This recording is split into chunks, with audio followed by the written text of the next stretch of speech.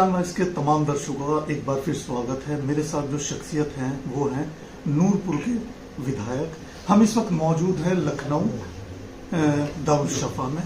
तो सर का थोड़ा सा टाइम हमें मिला, तो मेरे साथ जो शख्सियत बैठी हुई है, बहुत कम शॉर्ट वक्त में आपको टिकट दिया गया और उसके बाद जो है जीते और जीत के साबित किया कि इसमें कोई शक नहीं है कि राष्ट्रीय अध्यक्ष जी ने विश्वास दिया, दिखाया, जी उस पर खरे उतरे। सर स्वागत है आपका। कैसे? धन्यवाद आपके सभी दर्शकों को जी मेरा बहुत बहुत जी। इसमें कोई शक नहीं है, बहुत बड़ी बात में आपने जो है साबित किया अपने आप को भी और उस विश्वास को, उस यकीन को जो आपकी कॉन्स्टिट्यूएंसी है, लोगों का यकीन।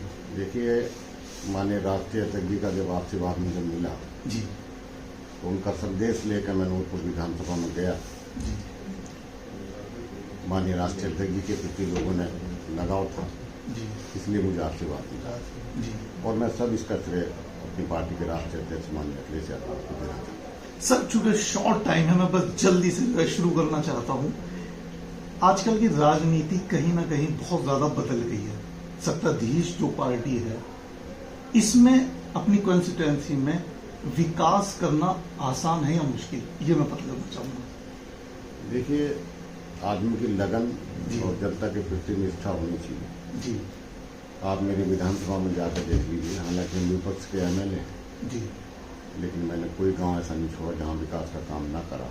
जी, अपने ढंग से सब अधिकारी से तालमेल करके जी, शासन में अपना प्रयास करके खूब विकास कराया और करा रहे हैं। जी।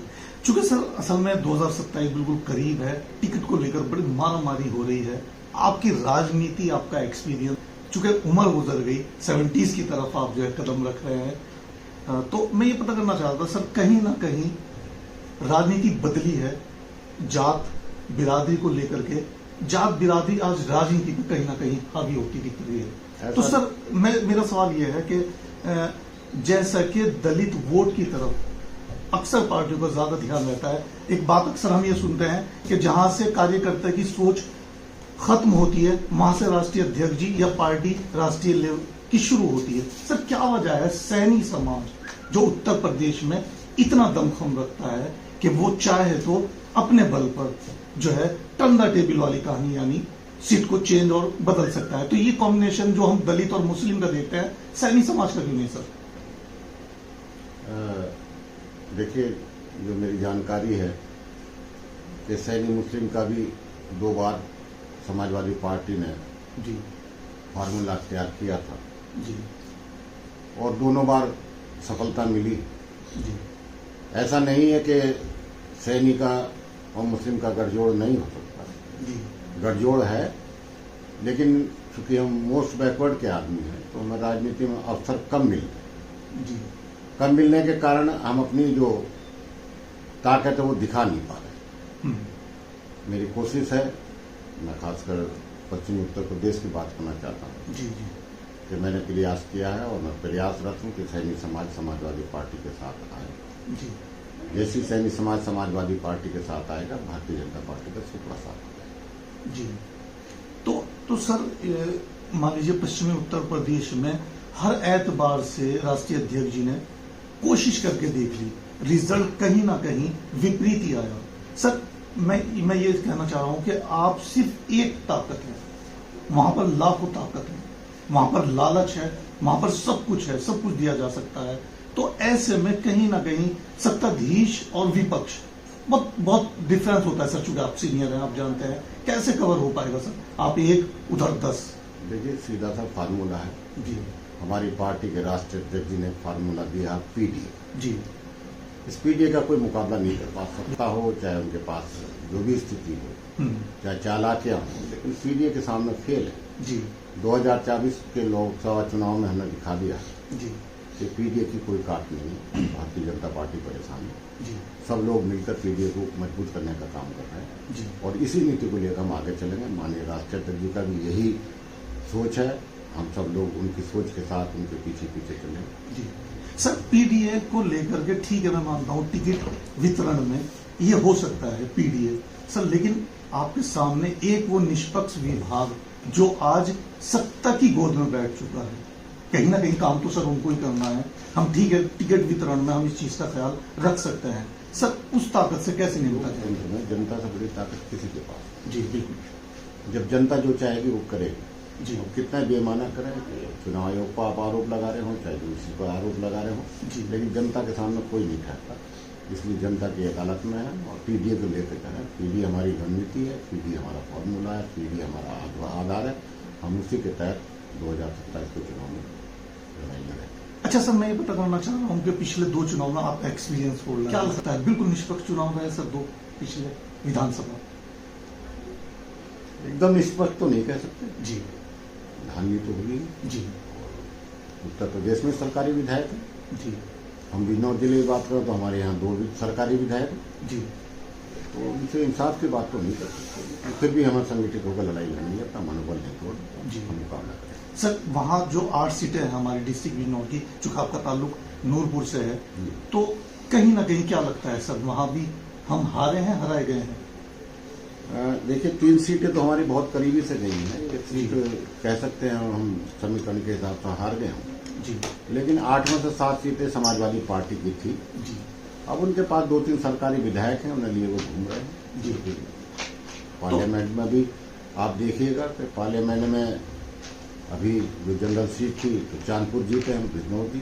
जी बिल्कुल। तो सर मैं ये कहना चाह रहा हूँ कि कहीं ना कहीं आदेश दे दिए गए हैं कि 2026 से लेकर 2027 तक अब जनगणना शुरू होगी। आपको मैं सारा बता दूं, 2022 में जी हम नजबाबाद जीते थे, जी, नगीना जीते थे, नूरपुर जीते थे, चांदपुर जीते थे, 4 हो गए जी, और 2 विधानसभा जीते हैं। उसमें एक बिजनौर की हारी, तो बिजनौर की हम पार्लियामेंट में जीत गए, जी 5 हो गई। जी बड़ापुर की हम जीत गए जी बिल्कुल। पार्लियामेंट के चुनाव में। बिजनौर में अब कोई ऐसी सीट नहीं बची जो हम ना जीते। तो हम बड़ी ताकत में हैं और निश्चित रूप से हम कह रहे हैं कि 2027 में 8 की 8 सीटें। वो बात सही है सर, आपने कहा कहीं ना कहीं थोड़ा बहुत तो है झोल, उसको लेकर के इतना कम मार्जिन सर, और इसके अलावा मान लीजिए इतना बेहतर कॉम्बिनेशन, टिकट वितरण, सब कुछ होने के बावजूद मैं समझता हूं सर इससे बेहतर शायद टिकट कभी आधा मिल पाए। उसके बावजूद आपने जो कहा वो थोड़ा सा कहीं ना कहीं सर, वो थोड़ा सा भी जो है सत्ता से दूर रख रहा है, उससे कैसे निपटा जाए? अब हम सीख गए ना इनकी चालाकियां। अच्छा, इनका सिस्टम सीख गए हैं, इनके सिस्टम में बढ़ के, इनके मैकेनिज्म में बढ़ के इन्हें हराने का काम करें। हम ये नहीं कि सड़कों पर विरोध कर रहे हैं, बल्कि इन्होंने जो सिस्टम बनाया उस सिस्टम में अंदर घुस के इन्हें हराने का काम करें। जी, मैं ये कह रहा था सर, जो 8 सीटें हमारी राष्ट्रीय अध्यक्ष जी ने टिकट दिए, चूंकि उस वक्त तो कुछ गठबंधन भी था, तो क्या बेहतर था इसी को आगे बढ़ाया जाए या इसमें कुछ चेंज, जैसा मैंने कहा कि सैनी समाज को भी कहीं ना कहीं अगर जोड़ा जाएगा तो इससे बेनिफिट हो सकता है? मैं किसी बिरादरी विशेष की तो टिप्पणी नहीं सर, मैं माजरत चाहता हूँ, सॉरी, लेकिन चल तो रहा है सर। मैं जरूर कहूंगा जी कि हमारे समाज के प्रति राष्ट्रीय अध्यक्ष जी का बहुत लगाव और स्नेह है जी, और जब 2027 का चुनाव होगा तो निश्चित रूप से आपके सामने आ जाएगा कि सैनी समाज को राष्ट्रीय अध्यक्ष जी कितना चाहिए। नहीं सर, वो बात आपकी बिल्कुल सही है। मैंने अभी जो रिपीट कर रहा हूँ मैं फिर वो कि जहां से कार्यकर्ता की सोच खत्म होती है वहां से राष्ट्रीय अध्यक्ष जी की सोच शुरू होती है। क्या वजह है? सारा फोकस दलित मुस्लिम को ही लेकर के है। टिकट जब तक नहीं होंगे सर, जब तक के शायद मान लीजिए आपको अगर ना मिलता इतना कम शॉर्ट वक्त में, जब टिकट मिला तब साबित किया ना सर, टिकट ही ना मिलता कैसे साबित होता? वजह टिकता तो मामला जाकर के वही है। जब इतनी बड़ी पैठ और इतना बड़ा वोट बैंक है, क्यों सर नजरअंदाज किया जाता है? वही तो बात मैं कर रहा हूँ। राष्ट्रीय अध्यक्ष जी की सोच है, राष्ट्रीय अध्यक्ष जी सैनी समाज को आगे बढ़ाने का काम कर रहे हैं, वो ताकत देने का काम कर रहे हैं और निश्चित रूप से वो हिस्सेदारी देंगे, इसमें कोई कहने की जरूरत नहीं।